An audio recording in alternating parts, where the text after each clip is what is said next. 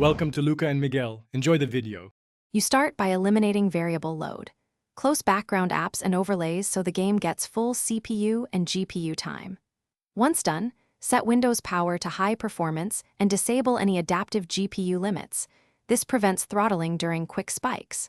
Launch Crossfire and enable the in-game FPS counter so you can measure changes in real time. Make sure to note baseline FPS and when drops happen. That data will guide the next configuration changes rather than guessing. You now tune the graphics pipeline. Update the GPU driver with a clean install to remove corrupt profiles because driver issues cause intermittent drops.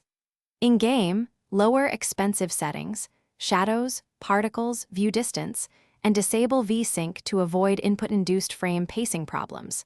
Then open your GPU control panel and set the profile to prefer maximum performance. Raise the power target slightly if available to prevent underspeeding during fights.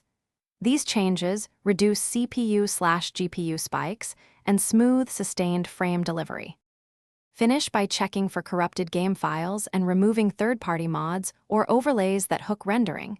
These often introduce frame drops. You should monitor temperatures. Sustained high temps cause thermal throttling, so keep the CPU below about 85 degrees Celsius and the GPU under 80 degrees. Clean dust and tweak fan curves if needed. If problems persist, change one setting at a time and record the FPS after each change, so you can isolate the exact cause instead of chasing random fixes. Thanks for watching and please subscribe.